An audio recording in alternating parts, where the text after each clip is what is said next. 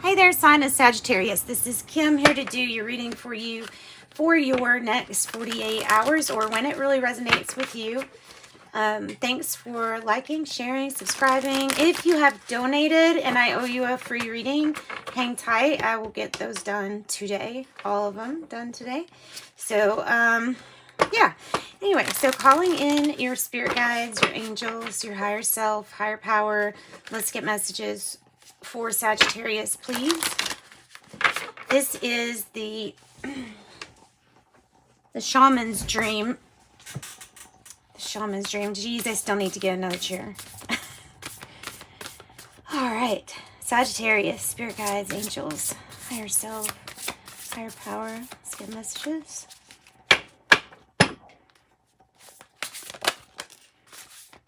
That's a good one. What is that expression? It's easier for... Oh, never mind. I'm not even going to say it because I'll say it wrong. But the eye of the needle, intentionality. God, that sounds so stupid. Sorry. Intentionality. And fallen angel, spiritual narcolepsy, feast of plenty, choices of consequence. I think this one's probably yours too. The eye of the needle and the shaman's intent. So this is about making sure that you are, it looks like you're getting your view, your focus really narrowed down and deciding like exactly what you're going to focus on. I feel like this is about focus. Yeah, and clarity, getting positive outcomes here. It says, the eye of the needle looks so tiny, but once your intention threads through it, the vast opportunity is on the other side. It says, you're experiencing success right now. Stay true to your desires, to the work that you need to accomplish, so that you are laser focused on the experience of creating and manifesting. Feast of Plenty is kind of like the Two of Swords, but it tells a story of what happens after the Two of Swords. So after you have made a decision, it was an important decision, there was a consequence. Whether or not you are happy with it or not happy with the consequence, the point is to tell you that there's always more decisions to be made. There's a feast for all. There's plenty experiences to be had, and do not dwell on one poor decision, possibly. Just do not dwell on, and also I'm getting the message, don't dwell on thinking that you can make a wrong decision, because you can't make a wrong decision here. And 19, fallen angel. I'm going to read this whole thing for you. So Sagittarius, falling unconscious, spiritual narcolepsy. You're being cautioned now not to fall asleep or go unconscious. You have been flying above the strife and suffering of the world in angelic bliss. However, you risk being seduced by the beauty and comfort of your situation and losing track of your aspirations, your wings. As you fall, you pick up speed, heading towards the trees below and a possible nasty landing. Remember, all you need to do to stop being a fallen angel is spread your wings to halt your descent and then find updraft again. Do not be seduced by the fallen angels, your supposed friends and companions who are ready to use you for their pleasure and have only their own interest in mind. As you soar once more in flight, receive the gift of the falling angel as an invitation to study the forest from above the trees. In other words, to analyze your situation from a higher perspective without being entangled in its thorny branches. Once you understand what needs to be done, head back to your lofty heights and stand by for the moment.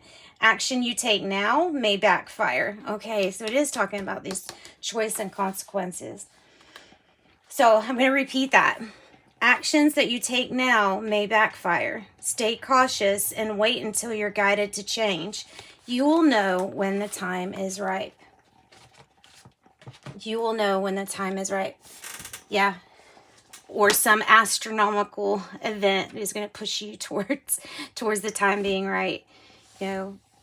Some full moon is going to manifest, that's going to give you a desire to create. Something will happen, some kind of catalyst.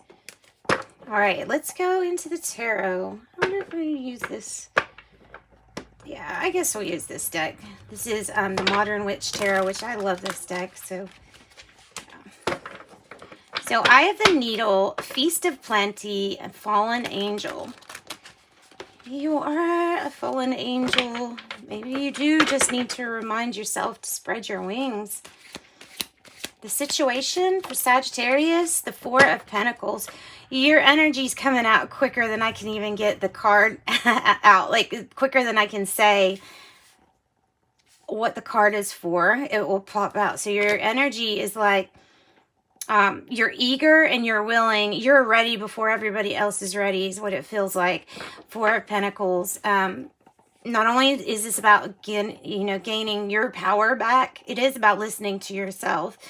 Maybe keeping some things to yourself as you build, as you grow onto your personal development. You could be saving back money or just holding back, like what they say here about what you decide right now might have a consequence, right? Or might have a heavy consequence. So take a minute to really think is the message. So the challenge. What's the challenge?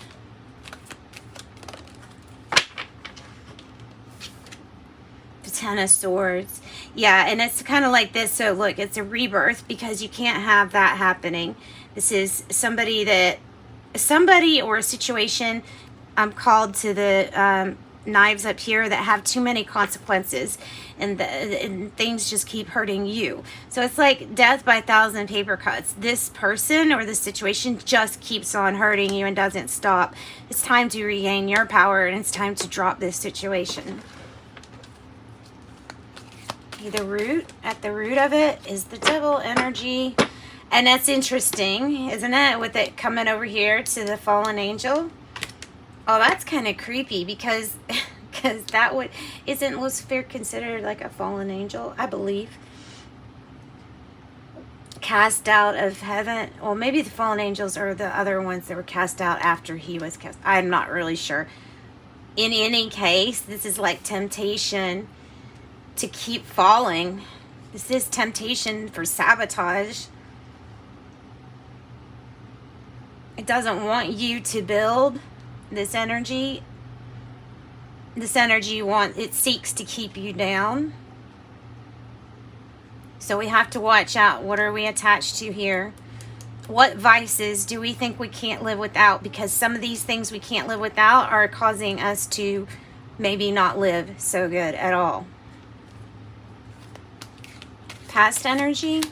Could be Capricorn, like I said, could be Capricorn. Don't always look at it as something negative, really.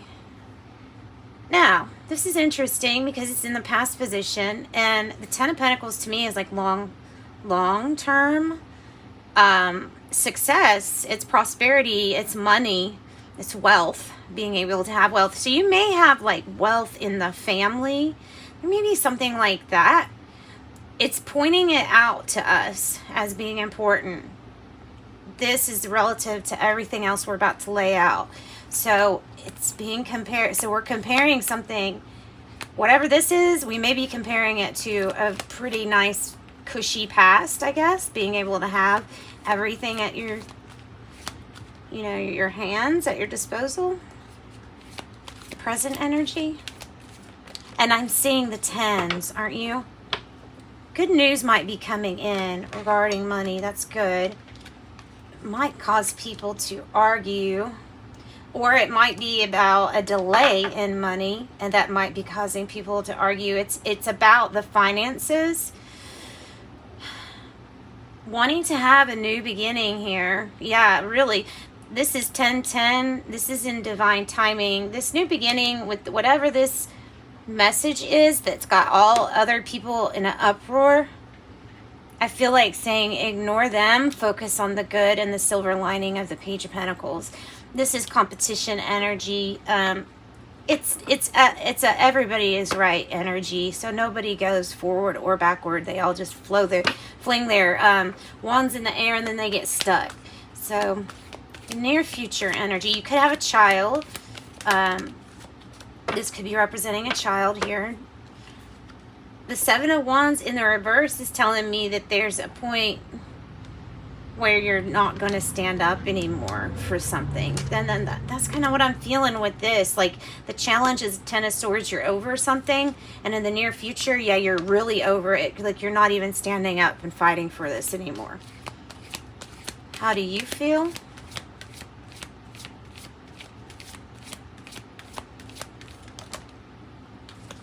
Like, things need to be reciprocal. Like, you're doing a whole lot. Like, you might be doing more than you can handle.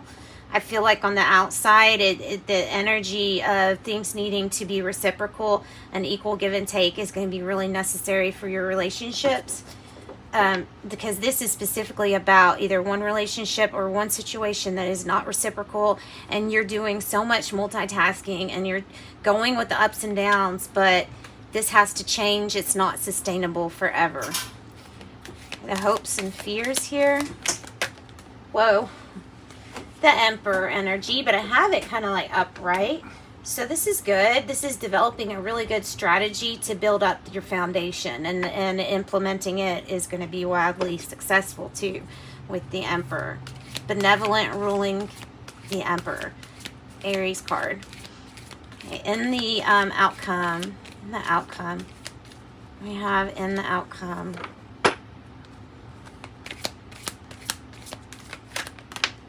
Oh, goodness. Okay. You're worried about your strategy. You're worried about jumping into this. Okay. Either it's the person that you're worried about. This could be like a new boss. So it could be that kind of story. Like, you're in your head nervous or something about that. Or maybe this is feeling nervous or guilty about feeling responsible for the foundation, for things being shook up. Let's get another card, because the Eight of Swords is you putting this stress on yourself. You know, it's so much worry and it's guilt. So it's over expectations of what you think you should have done. I feel like this has to do with this choice and consequences card, where it said, you know, you can't choose right or wrong. But I feel like the Eight of Swords is saying, oh, I chose wrong, and beating yourself up about a choice here. I don't think you need to do that, though. What else for this outcome? Because you can change that energy if you want. And there it is.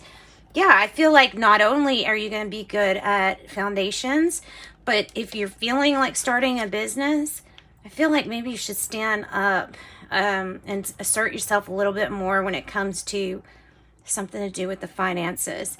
Speaking up about the finances and what it's going to take. King of Pentacle energy could be like the a married man energy, or a business person, somebody really good at business. Feeling guilty that your business is doing good? Maybe. Let's get something else for this outcome. There you go. You're committed. Definitely committed. There's Lovers too. You are committed. All right, so stand up for what you are committed to, because there's something on the bottom underlying everything that's like, I want to give up on something. You might be over something, but they're saying not to quit. Don't quit right now. This has been a big commitment. Don't quit right now. Don't quit while you're ahead. Let's see. Let me get some of these. The Epiphany deck and the Sacred Signs and Symbols. Let's just get a few of these and see what comes up for you. And that's a card of Taurus. So Taurus coming in really strong in your reading. Sagittarius. Whoa. All those.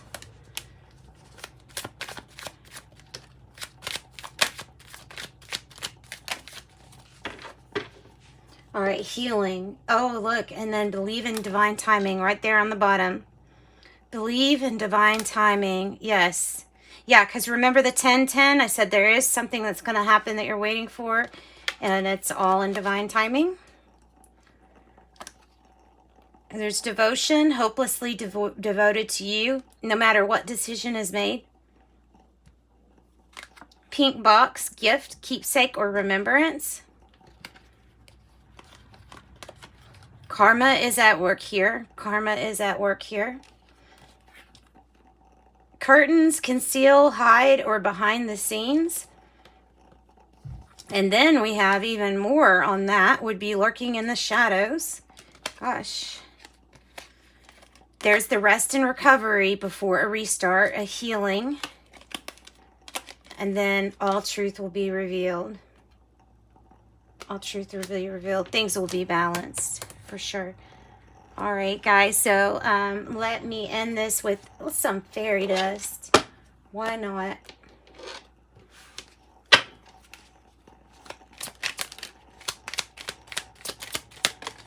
Sometimes the only thing to do is laugh or cry. It's up to you. Release. Rose quartz crystal, soothing and warm like the love that flows under your pillow. Your magic grows. All right. So thanks, Sagittarius. Sending you love and light. Bye-bye.